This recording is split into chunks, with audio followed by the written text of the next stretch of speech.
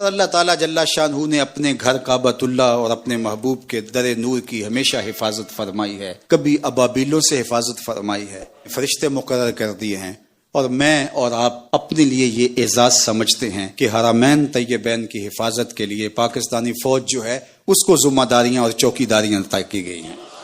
اس پر ہم اللہ کا جتنا بھی شکر ادا کرے کم میں، یہ ہمارے لیے مسرت کا اور خوشی کا مقام اور موقع ہے۔ کہتے ہیں ابابیل میزائل وہاں ہم نصب کریں گے، تو گویا ایک وہ ابابیل تھے اور ایک اللہ نے ہمیں جو ابابیل عطا کیے ہیں، یہ اللہ کی عطا سے ہی نصیب ہوئے ہیں۔ تو آج ہمارے ابابیل اللہ کے گھر کے پہرے کے لیے نصب کیے جا رہے ہیں، یہ پاکستان کا اعزاز ہے۔ اللہ کرے پاکستان کو وہ ہمت ملے کہ پورے عالم اسلام کی نصرت کے لیے کھڑا ہو سکے۔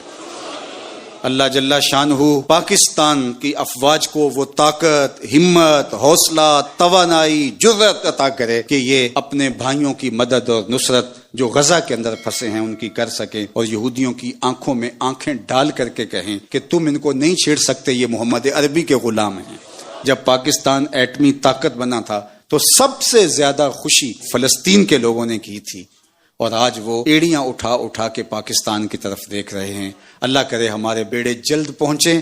اور اس پہ ابابیل اور حطف اور ہمارے میزائل نصب ہوں، اور اسرائیل کو قرار واقعی سزا دیں، اور اسلام کا جھنڈا پوری دنیا کے اوپر بلند ہو۔ دنیا کے 44 ممالک جو گلوبل سمود فلوٹیلا کے نام سے کشتیوں کے اوپر غذائی اجناس اور کچھ دوائیاں لے کے غزہ کی طرف بڑھ رہے ہیں، اس کا محاصرہ توڑنے کے لیے ہم ان کی مکمل سپورٹ کر رہے ہیں، اور اللہ کی بارگاہ میں دعا کرتے ہیں کہ اللہ ان کو خیر کے ساتھ منزل پہ پہنچنا نصیب فرما۔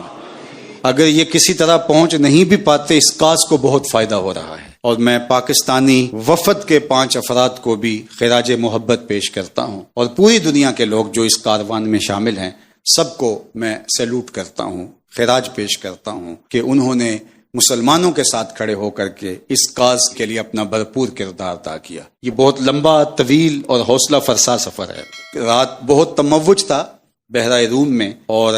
آگے چلنا مشکل ہو گیا، تو یہ پھر جزیرہ سسلی کے کنارے پر لنگر انداز ہیں۔ حالات بہتر ہوں گے تو پھر آگے چلیں گے، 8-9 دنوں کا سفر ابھی باقی ہے، اور یہ مسلسل آگے بڑھ رہے ہیں۔ تو میں کل وہ سسلی کے حوالے سے ان کا سنا تو مجھے اقبال یاد آ گیا۔ اقبال بھی یہ جزیرہ سسلی کے قریب سے یورپ سے واپسی پر گزرا تھا، تو اقبال نے اس کو دیکھ کر کے خوب آنسو بہائے تھے اور کہا تھا کہ آنکھوں آج کھل کے رو لو، وہ نظر آتا ہے تہذیب حجازی کا مزار۔ یہ تہذیب حجازی کا مزار اقبال نے قرار دیا، اور یہاں کے جو مسلمان تھے، یہاں جو اسلام کا ایک بانکپن رہا، کس شان و شوکت کے ساتھ رہا۔ میں اور آپ اللہ کی بارگاہ میں دعا گو ہیں کہ اللہ اسلام کو پھر وہی قوت رفتہ اور عظمت پارینہ عطا فرمائے۔